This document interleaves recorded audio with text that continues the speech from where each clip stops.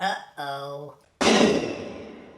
All right, so we're down at the bench, and we're going to be showing you how to put in the line in on the Universal Audio OxBox. And if I haven't said this like 5 times already, this will void your warranty. I've been told this will void your warranty. So if you do this, your warranty will be voided. So this will void your warranty. I think we've covered ourselves now. All right, so to do this, you're going to need a few things. To start off, obviously you're going to need a OxBox, right? So here is the loaner OxBox that a fan sent in to use for the experiments with dual OxBoxes in exchange for the line-in modification. So we're just going to perform that on there. We've blocked off the serial number to protect the innocence. We're probably going to put the jack somewhere around here, and sort of to give you orientation of where we're at. Now, inside of the unit, on the circuit card, just below where my finger is, all the way down to the bottom, there's actually an RCA jack, and that is their secret line in. So the best thing to do would be to use an RCA jack and just plug RCA into here, and then go into a external 1/4 inch on the outside on the panel. So I'm going to use one of our new 3 Monkeys RCA jacks, right? This is the solderless system, gold-plated, brass construction, made in the USA, out there in Pennsylvania from our good friends. So you're going to need yourself an RCA, right? And you're going to need yourself some cable, right, to run. In this case, I'm using some of the new 3 Monkeys high bandwidth cable that we've got in, which actually works with all of our systems. I don't know if you can see it here, how it's designated, but this cable has more copper, in a sense, strands. So they're finer strands to sort of mitigate the skin effect. It has a braided shield and then a mylar shield on top of that. So it's double shielded. Let's say, the way it was designed, it minimizes a lot of the capacitance, sort of like leakage, sort of the way that the cable is sort of put together, has a higher bandwidth. So if you're interested in like maybe upgrading or getting more top end out of your pedal rigs, this will work. You might want to try. We got it in red and black. The next thing you're going to need after that would be a jack, and I'm going to be using a plastic jack, right, like a Marshall style, British style cliff jack kind of like deal, or what you have. And that is because we don't want to have this particular plug grounded on the chassis. It seems to work best just being grounded at the sleeve into the board and not to ground twice, right? So once again, you're going to need the jack, you're going to need the RCA, you're going to need the solderless cable, you're going to need the soldering iron. All right, so let's start doing the work. So we flip the unit over, and the first thing you're going to notice is the do not open. Right? So what do we do in that case? Well, we take out a razor blade and we cut it. The warranty is now avoided. You have avoided the warranty. And the tool that you're going to need in this case is a Torx wrench. This is a number 8, so it's a T8.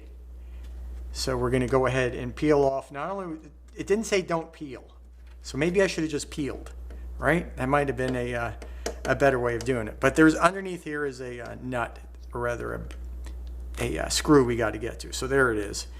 And they're not Loctited in, so they're going to come out just fine. I'm going to get a little bowl here into which I shall reserve these parts, these screws, right? So that way we don't lose them. So we're going to take these off. There's what? 4 on the bottom here. I think we got to go take. This thing's kind of a pain in the butt to get apart, right? It's very tight. It's almost like molded. And there are a lot of screws, right? 4 on the bottom, then we got 5, 6, 7, 8, 9, 10, 11, 12, 13, 14, 15, 16, 17 screws. Some are case screws, and also you've got these 3 here, which are actually mounted to the load resistors. So you got to kind of be a little bit careful about how you pull the whole thing apart and put it back together again so everything lines up again in terms of these load resistors. And you'll kind of see what I'm talking about as we get closer to getting this thing open. All right. The first time I did it, it took a couple, because I was, you don't want to be, a gorilla when you're taking apart things that you're not entirely sure how they went together to begin with. That's a good way to break stuff. So you always have to proceed very cautiously, study the situation, see what's preventing you from doing what you want, don't force things, and you'll get where you want to go. All right, so we got all those outside ones off. Now I'm taking off these other screws, right? And these ones here are a little different. As you can see, they're kind of longer, right? And they have a sort of more coarse thread on them as opposed to these shorter machine screws, right? So that you can at least identify which ones go where. So I'm just going to toss them in the same bowl because they're unique enough that I'm not going to, mess it up. If there was a number 4 that was, the difference in the shaft length was something like 1/8 of an inch between the two, that'd be hard to spot by eye very easily, so you'd probably want to put them in something different. So that's going to be fine just as it is. We can spot those. All right, so I think we have all the screws off that need to come off. Now, I remember it came off easier. This is the front. Pulling it this way, if I remember correctly. Let's see.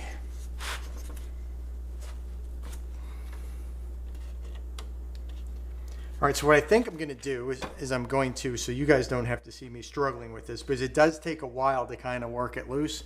I'm going to work it loose, and then we're going to come right back. Well, forgot about the 4 on the sides. So we got to take these last 8 screws, 4 off of each side, right? So that only took a split second to realize that there were more screws to take off. And I'm kind of just doing this off of my memory from when I installed the line in on my own Ox a couple of months back, or maybe more. So, but don't worry, this will all go very well. There'll be no Ox fatalities today. All right, so we're going to get these screws off. There we go. Now we should be able to, yeah, there we go. It's now moving. All right.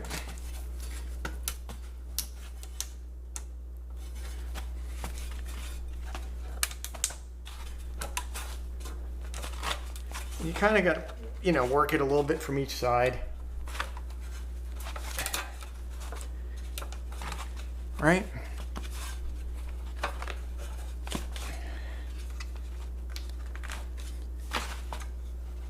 Get it to come out there.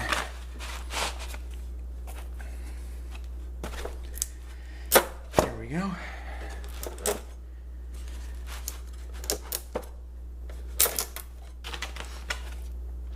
This one is actually seems to be less problematic than my own one in terms of getting this off.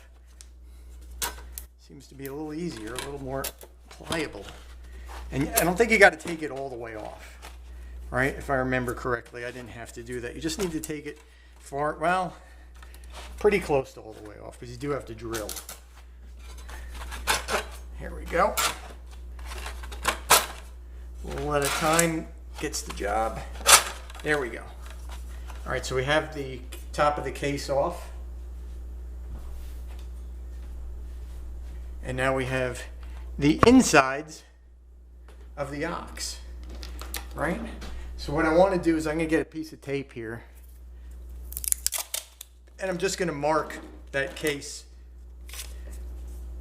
from my own memory which was the front, so I won't have to think about it. So I'm just putting this piece of tape on the case we just took off to mark the front. Okay, so inside of here, you can see there is a lot going on, right? We have all kinds of stuff in here. We've got some what looks like pretty big inductors. We've obviously got the load, these rather large wire wound, aluminum finned, sort of big ass resistors here is a technical term, the BA resistor. Hey, there's a little battery here, a little lithium battery, disc battery for, I guess, for the memory, for your presets. A lot of digital surface mount componentry.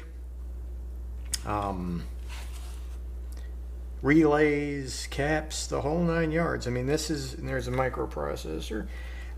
This is a really sophisticated build and very well, in my opinion, very well designed. You can see there's a large heat sink here, big set of aluminum fins that these resistors attach to dissipate the heat from the loads. From the amplifier, you have some heat shielding here and here to protect your more sensitive components.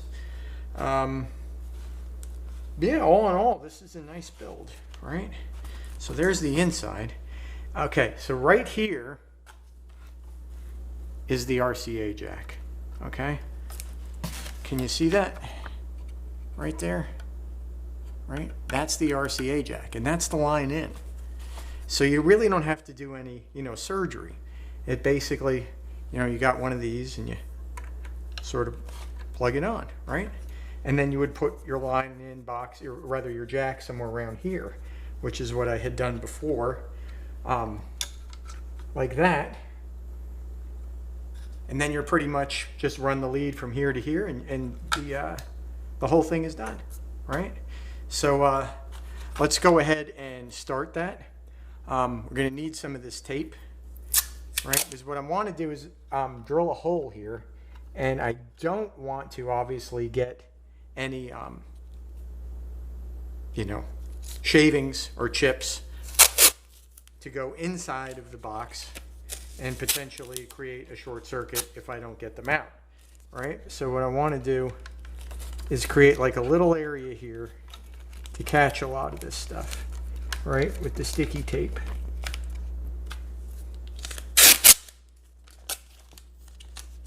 And that way we'll be able to keep this clean. And the other thing I like to do when I'm doing something like this, where I don't want a lot of aluminum flying around, is I'll use a vacuum and put the vacuum on the inside, right? So I have a vacuum here ready to go, right? And what I'll do is, here's the nozzle of the vacuum. I'll just keep it here. And as it's drilling, it'll basically catch all of the stuff that we don't want inside the machine, right?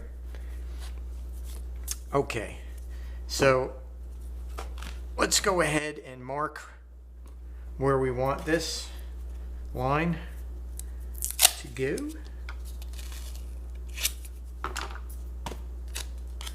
So I'm going to put a piece of tape here, basically eyeball where I want this, right around there. Then I'm going to mark it. So it'll be like here. And then for this way, get the other axis that it'll be on. Somewhere like that. Okay. So there is basically where we want the line in. So I'm going to move this tape. And now we can get out the drill, right? And we can start drilling. So I'm going to start with just a 1/16 for a pilot. I'm going to go ahead and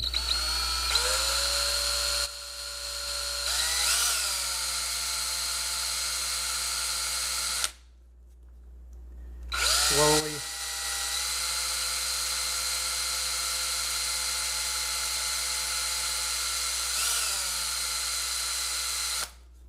work my way. I mean, this box is basically a steel box, right? So it's kind of, there we go. It's kind of tough. If it was an aluminum case, you know, that'd be a little bit easier, a little bit more buttery.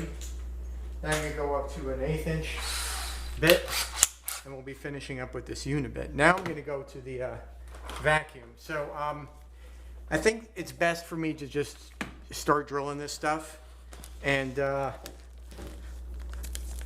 we'll check in as we proceed.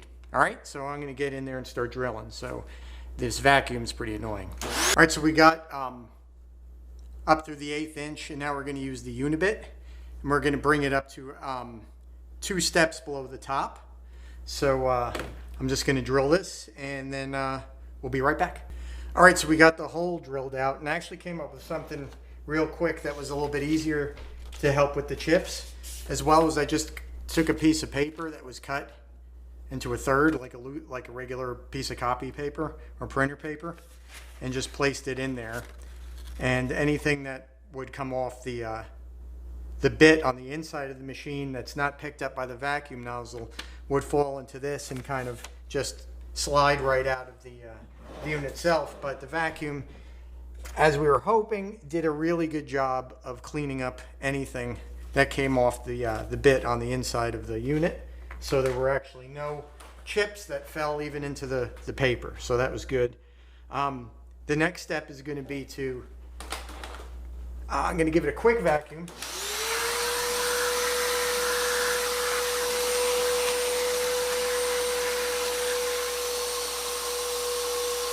But the next step is going to be to take off the burr that the unibit left on the inside of the hole, right? So that can be done pretty easily with a deburring tool. I'm going to move this a little bit, right, and get it a little bit more like that. I'm also kind of moving this little Molex cable or Molex ended cable out of the way of the deburring tool. So let me see if I can find my deburring tool here. Yep. All right. So this is your pretty average deburring tool, right? It has a little blade that spins, a little thing that spins, and you can just stick it inside your hole there that you're trying to deburr and wiggle it around, and it should cut the burr. Get that last little burr off, and that's a nice clean hole. I'm going to vacuum out the sheet.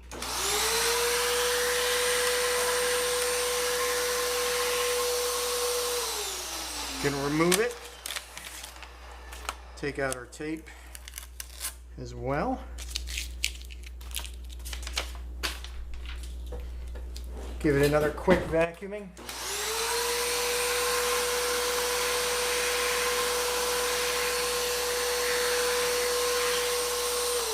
Okay, so that went pretty good. I mean, there were no chips that moved around. Everything just fell right onto the white piece of paper. And we have our nice hole ready to go. All right, so you can see on the back what we got right here, and that'll be our line in. So the next thing I want to do is I want to go ahead and make the cable. So for that, what I'm going to start with is making the RCA end, right? And to make our cable, you just basically take your little RCA connector, right? And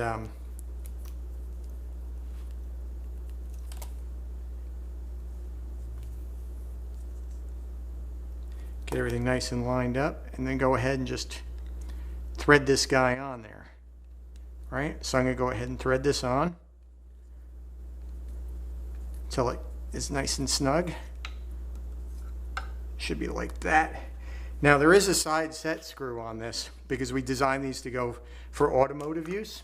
Like if you wanted to run from your head unit in your car all the way back to like an amp that's in the trunk, like a kicker or something like that, and you don't want to have, you know, a lot of vibration in a car, obviously, right? And you don't want to have the chance of anything ever coming loose.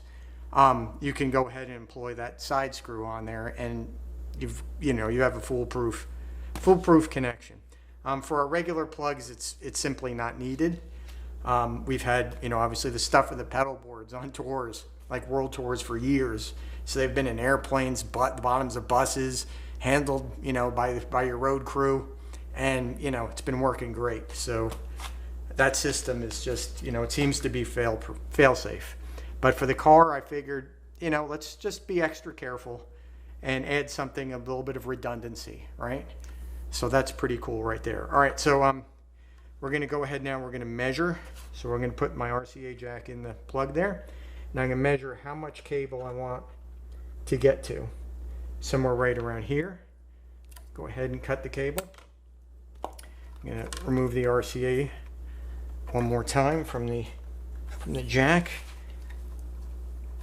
Here, okay. And then I'm going to go ahead and on this side we're going to do some soldering. So I'm going to warm up the solder iron. I'm going to go ahead and start stripping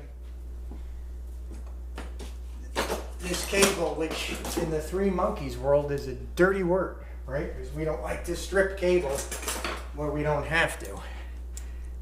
But for this case we're going to. So I'm just going to take off, and this will give you a chance in any case to look at what we got here, right? So we have our braided shield, right? So this creates a little bit of memory to the cable, as well as excellent shielding. And underneath that, as you can see, we have the mylar, right? So in this case, what I'm going to do is I'm going to unwind this cable, or what would you call it? Unknit it, deknit it. So I'm going to grab my little pokey tool here, and I'm going to start to unweave the woven section. And this is our ground, right? So we're going to need that as a connection point to solder to our jack. So I'm going to go ahead and twist it up now. Then I'm going to peel back the mylar, like so. And we're going to go ahead and just snip it with some scissors. There's our mylar. Put it in a bowl. And this is the core cable. All right, and we'll go ahead and strip the core cable so that you can get a good look at what we got going on there. And I'm going to strip out enough so it goes across the jack, as you can see there. So right around here. There we go. Good job there. All right. As you can see with this wire, it's a finer wire, a finer strand than the standard Three Monkeys cable, and we did that to eliminate what's called the skin effect, and it increases your high frequency response as the cable. Well, high frequencies or higher frequencies tend to ride on the outside of the cable, so the more strands you have, then the more skin you have, more the better, right? As opposed to a solid core wire, or as opposed to something else, right? So it gives you a little bit of a different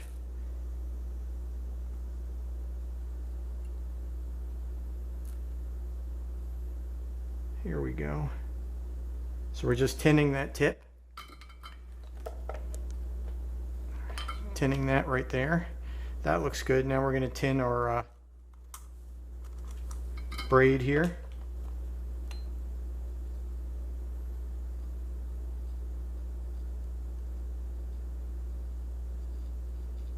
Okay. So that's really good.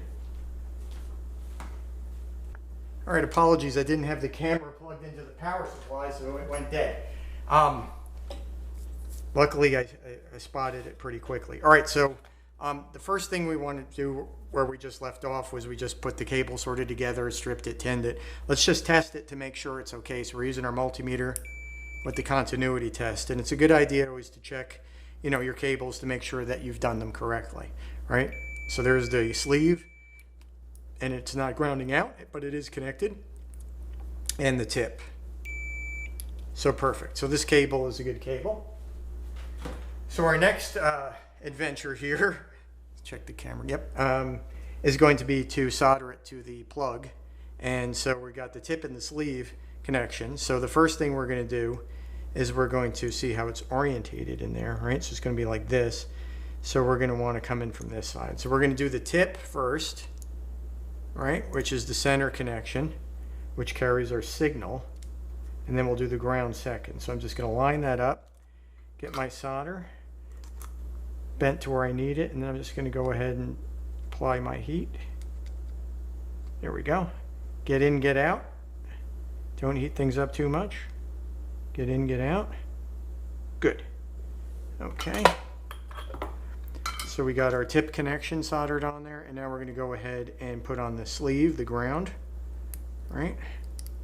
So I'm going to bend that in. Could use my pliers to do this a little easier, but that's okay. There we go. All right, so we got that in place. So let's go ahead and solder this guy on. Okay. Now the second, get in, get out. Good. Get our solder out of the way. We're going to clean this off. And we won't be needing this anymore, so we're going to turn it off. All right, so this is what we made, right, that you're going to need to do the mod. All right, so we got our RCA cable and plastic jack. So let's go ahead and finish this guy off, right? I'm going to get some of this cable out of the way, get my tools out of the way. Go ahead and plug this in to the jack that's on the board. Then we're going to put this, line it up, get it through the hole we created, get our little nut here. We're going to go ahead and just put this guy on. Okay, I'm going to tighten it off. I think we might actually need another insulator. Yeah, it's a little loose, so we're going to need one more of these little plastic washers that go inside. So let me grab one of those. Since, you know, on a normal amplifier you've got a thicker panel, right? So these are designed for like a Marshall, right, style chassis that's 090 or thereabouts, and then a panel that's 050 or thereabouts on top of that, sandwiched together to give you a thickness that these want to see, right? So it snugs up. So I'm going to take another one of these fiber washers from the supply, and I have boxes of these things, so that's okay. I'm going to pull this out again, put our fiber washer on, reline everything up again. That looks good right there, and then we're going to go ahead and once again screw this on. That is good. All right, so that is basically it. We're ready to go, right? So the next thing to do is going to be to put the case back on. So let me grab that and we'll put that back on. All right, so here's the case, and like I said, I'd put a little piece of tape to remind me about front, but these 3 holes will be a dead giveaway, right? So if you had turned it this way, right, these holes not going to line up over here for the heat sink. All right, so we're just going to basically start sleeving it back on, a little bit from each side, until we get it kind of, there we go.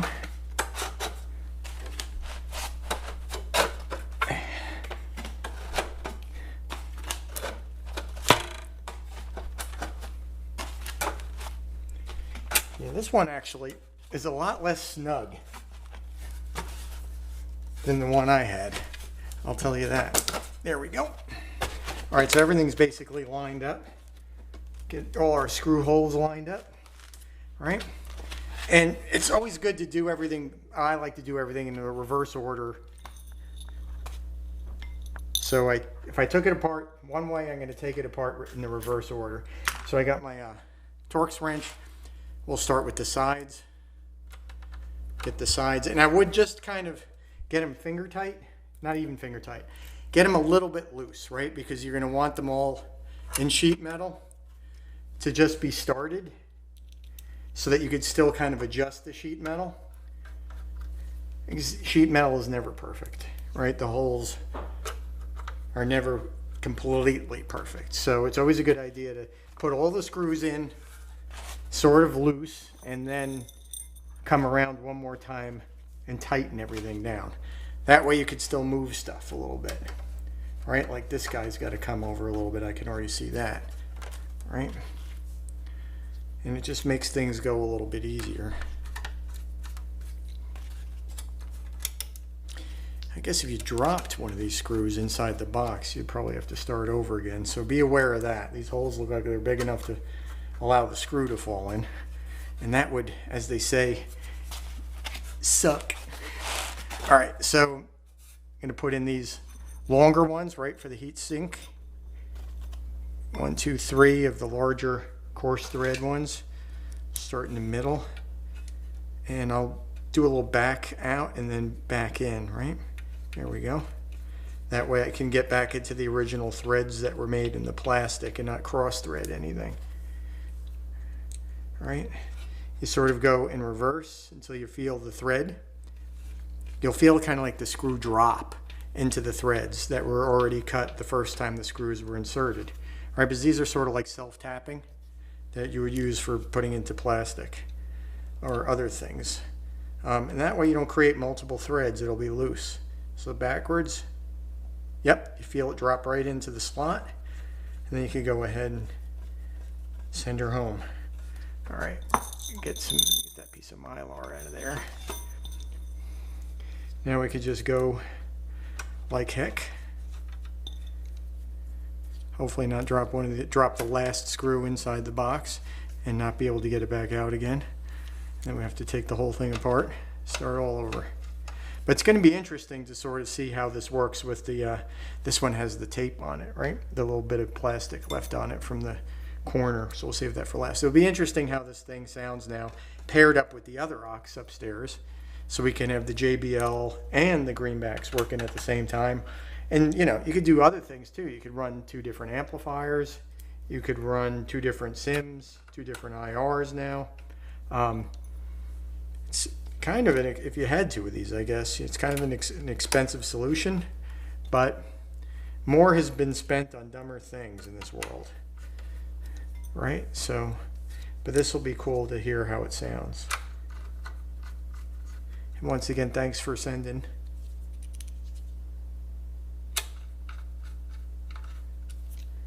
All right, so what do we got here? We got,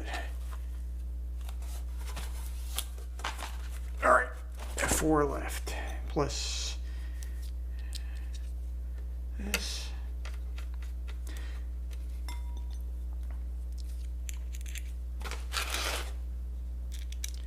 That last machine screw that we put aside was obviously the one that went up into this corner where the do not open sticker was, right? Because it still has some sticker residue on it, so we can put it back in the same place. Right? Do not open. Sorry, it's been opened. All right, now we're going to go ahead and just tighten everything down. All right, all of them can now be snugged down.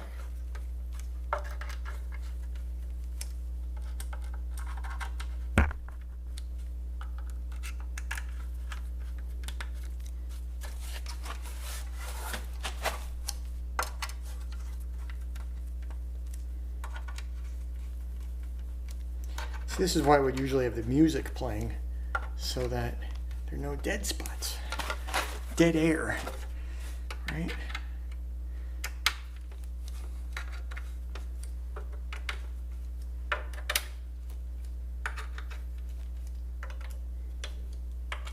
I don't know why they just didn't put a line in and bring it to the outside. It just doesn't make any sense considering how many rack units, you know, rack preamps there are, or pre's out, or for even more silent recording techniques, stage uses. It'd be pretty cool to bring to the outside, right? Okay, so there it is. So there's our line in.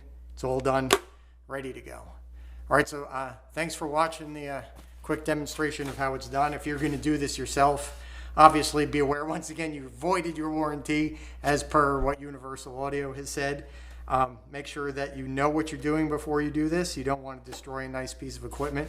Obviously, observe all safety precautions regarding discharge of capacitors in here, letting it sit for a while after it's been last powered up to discharge whatever capacitors are there, and obviously don't work on anything that's still on, right? All right, so thanks for watching, and we'll see you next time when we bring this upstairs.